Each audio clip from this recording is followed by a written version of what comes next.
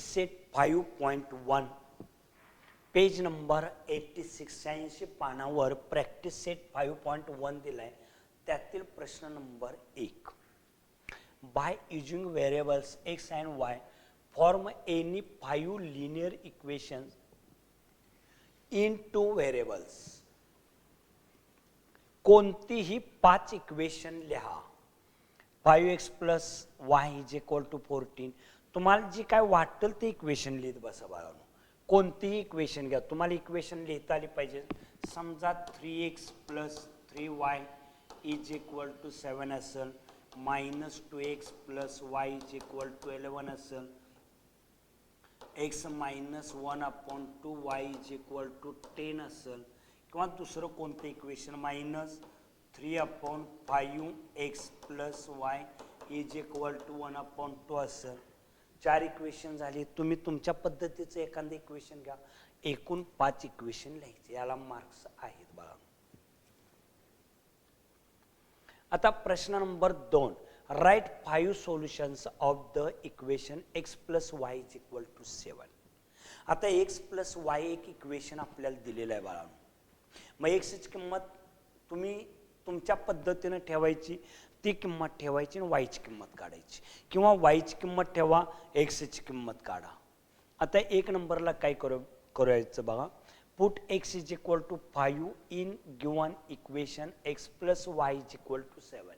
ह्या दिलेल्या इक्वेशन मध्ये x बरोबर 5 ठेवलं. पहिल्यांदा इक्वेशन लिहायचं. x ची किंमत 5 अधिक y x plus y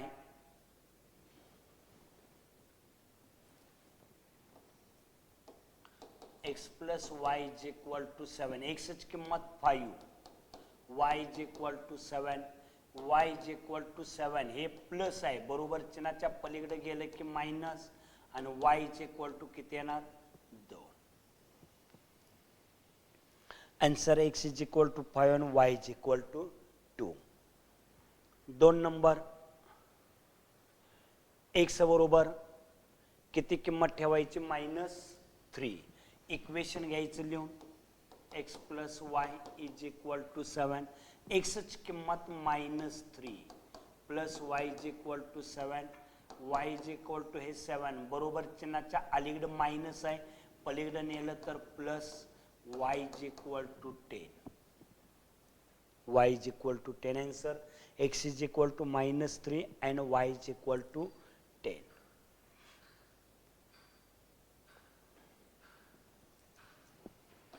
पुन्हा इक्वेशन घ्या. x plus y is equal to 7.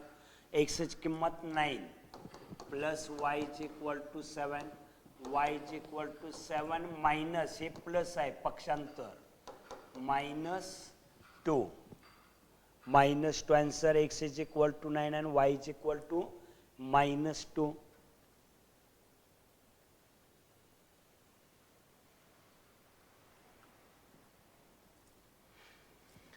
x is equal to 4 equation आहे तसं घ्या. x ची किंमत किती 4 plus y is equal to 7, y is equal to 7 -4 is equal to 3.